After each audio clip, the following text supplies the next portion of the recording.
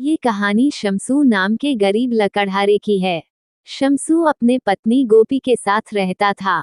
शमसू का जीवन बहुत मुश्किलों से भरा हुआ था। गोपी महाराज ने लकड़ी काटने पर रोक लगा दिए।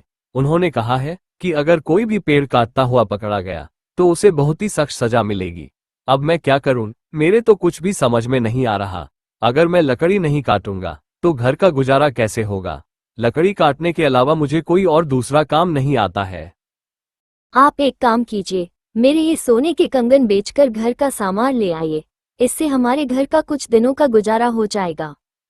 अरे ये सोने के कंगन तो मेरी माँ ने दिए थे तुम्हें, और तुम्हें ये सोने के कंगन बहुत पसंद है। फिर तुम इन्हें बेचने के लिए कैसे कह सकती हो गोपी। हम कोई रास्ता जरूर निकाल लेंगे पैसे कमाने का। तुम ये सोने के कंगन अपने पास संभाल के रखो। इन्हें बेचने का तो मेरा भी मन नहीं है, लेकिन हम कर भी क्या सकते हैं। भूखे पेट भी तो नहीं रहा जाता है। सोने के कंगन तो और आ जाएंगे। अब तुम जल्दी जाओ और ये सोने के कंगन बेच कर आओ। रास्ते में उसे भानु नाम का आदमी मिलता है। वो शमसू से कहता है, अरे क्यों भाई शमसू, इतनी जल्दी में कहाँ जा रहे हो? लगता है किसी जरूरी काम से जा रहे हो। हाँ भाई भानु, मैं एक जरूरी काम से जा रहा हूँ। दरअसल मैं अपनी पत्नी के सोने के कंगन बेचने जा रहा हूँ। तुम तो जानते ही हो, महाराज ने लकड़ी काटने पर रोक लगाई हुई है। घर में एक पैसा भी नहीं है, इसलिए मैं ये कंगन बेचने जा रहा हूँ। इन्हें बेचकर जो भी पैसे मिलेंगे उनसे थोड़े बहुत दिनों का गुजारा हो जाएगा। अरे ये तुम क्या कह रहे हो शमसू? अब तुम पत्नी के कंगन बेचकर घर का गुजारा करोगे, और जब कंगन के पैसे खत्म हो जाएंगे फिर घर का गुजारा कैसे करोगे? अरे ये तो मैंने सोचा ही नहीं, लेकिन मुझे लकड़ी काटने के अलावा और कोई काम आता भी तो नहीं है। फिलहाल इन कंगन को बेचकर कुछ दिनों का गुजारा हो जाएगा, उसके बाद मैं कोई काम देख लूंगा। अगर तुम चाहो तो मैं तुम्हें एक सुझाव दे सकता हूँ, जिससे तुम्हें अपनी पत्नी के कंगन तक बेचने नहीं पड़ेंगे और तुम्हारे घर का गुजारा भी हो जाएगा। सच कहूं तो भानु भाई, मैं अपनी पत्नी के कंगन बेचना नहीं चाहता हूं, क्योंकि मेरी पत्नी को ये कंगन बहुत अच्छे लगते हैं। लेकिन मजबूरी इंसान से हर काम करवा देती है। अच्छा बताओ, तुम मुझे कौन सा काम बता रहे थे जिससे मैं पैसे कमा सकूं?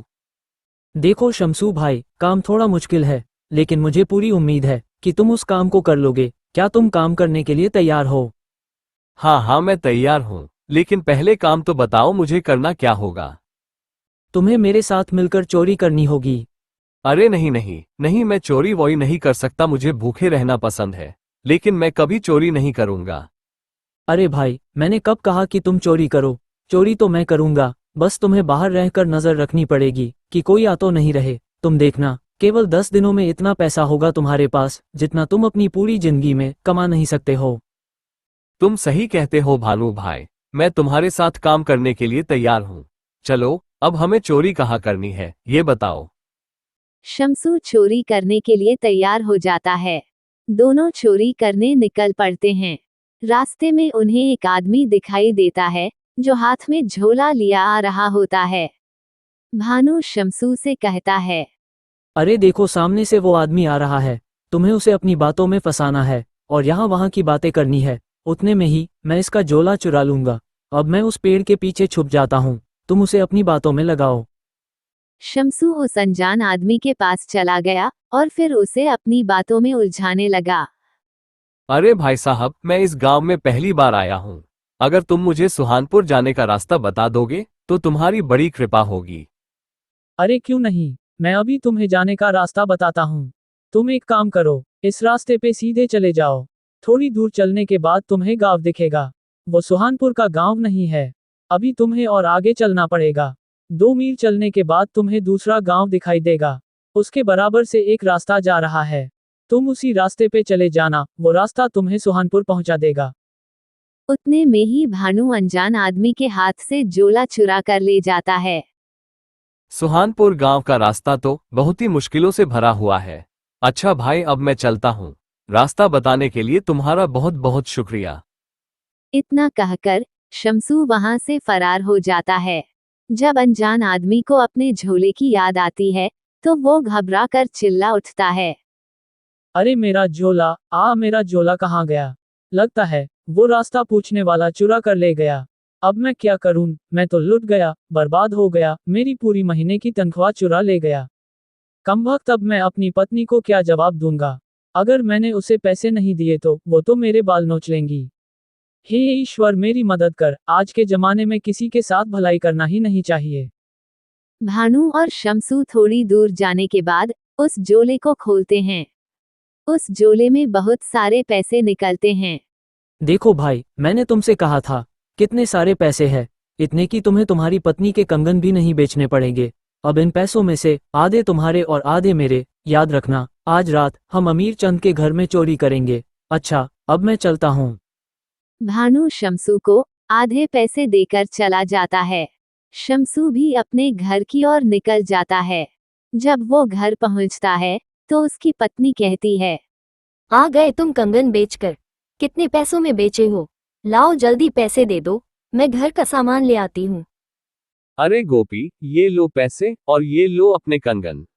इन्हें संभाल कर रखो। अब हमें कंगन बेचने की कभी जरूरत नहीं पड़ेगी। जाओ, अब इन पैसों से घर का सामान ले आओ। जल्दी जाओ, मुझे बहुत तेज भूख लगी है।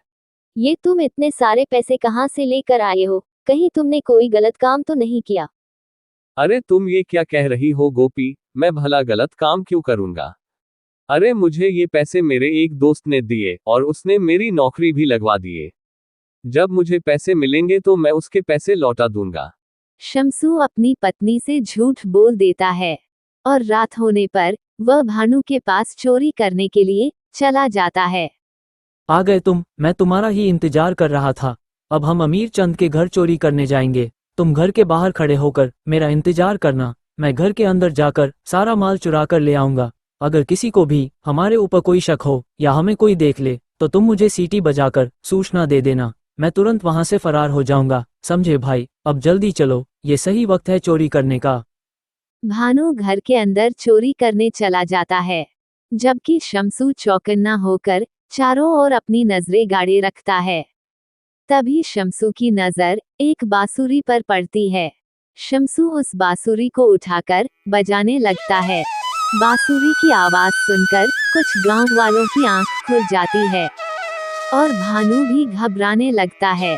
शमसू उस बांसुरी को बजा रहा होता है कि तभी एक गांव वाला शमसू से कहता है, अगर बांसुरी बजाने का इतना ही शौक है तो अपने घर में जाकर बजाओ, यहाँ क्यों लोगों की नींद खराब कर रहे हो? मुझे लगता है कि तुम कोई पागल हो। लगता है हमारी चोरी का गांव वालों को पता चल गया। अगर मैं चोरी का माल बाहर लेकर गया तो गांव वाले मुझे बहुत पीटेंगे। ऐसा करता हूँ, इस सामान को यही छोड़ देता हूँ और चुपचाप यहाँ से निकल जाता हूँ। भानु ये सब खड़ा होकर सुन रहा होता है। गांव वालों के पास आकर कहता है, तुम सही कह रहे हो भाई, यह पागल है। इसका जहाँ भी मन करता है वहीं बांसुरी बजाना शुरू कर देता है। अरे तुम इसे माफ कर दो, अब यह आगे से ऐसा नहीं करेगा। तुम कह रहे हो इसलिए छोड़ रहा हूँ, वरना इसे अभी महाराज के पास ले जाता और सख्त से सख्त सजा दिलवाता। सारी नींद खराब कर दी मेरी, पागलपन की भी हद होती है। वो आदमी वहां से चला जाता है। भानु को शमसू पे बहुत गुस्सा आता है। अच्छा, तो बांसुरी तुम बजा रहे थे? अरे तुम तो आज मुझे मरवा ही देते। अरे चोरी करते वक्त बांसुरी कौन बजाता है? मैंने सारा सामान चुरा कर झोले में भर लिया था, लेकिन तुमने बांसुरी बजा दी। मुझे वो सामान वहीं छोड़ना पड़ा। तुम्हारी बांसुरी की वजह से आज मुझे बहुत नुकसान हुआ है। अरे भानु भैया, मैं मानता हूँ कि मुझसे गलती हो गई है। उस बांसुरी के देखकर मुझे अपने बचपन की याद आ गई थी, फिर मुझसे रहा नहीं गया, इसलिए मैंने वो बांसुरी बजा दी। इस बार मुझे माफ कर दो। आज के बाद ऐसी गलती कभी नहीं करूंगा।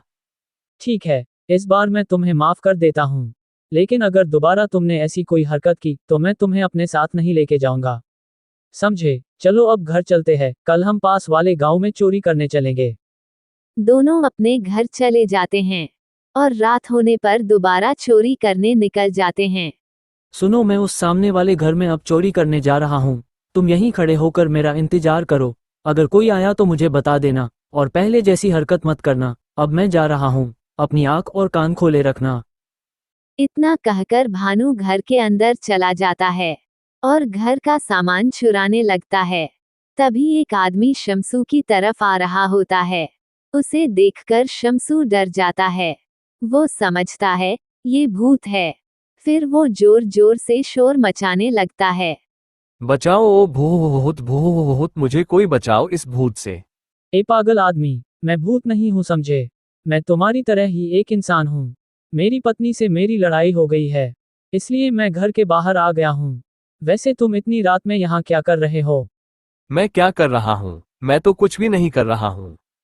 अरे भाई, इसकी दिमागी हालत ठीक नहीं है। ये किसी को भी भूत समझ लेता है और फिर शोर मचाने लगता है। तुमसे कितनी बार कहा है, ऐसे लोगों को परेशान मत किया करो। चलो अब यहाँ से।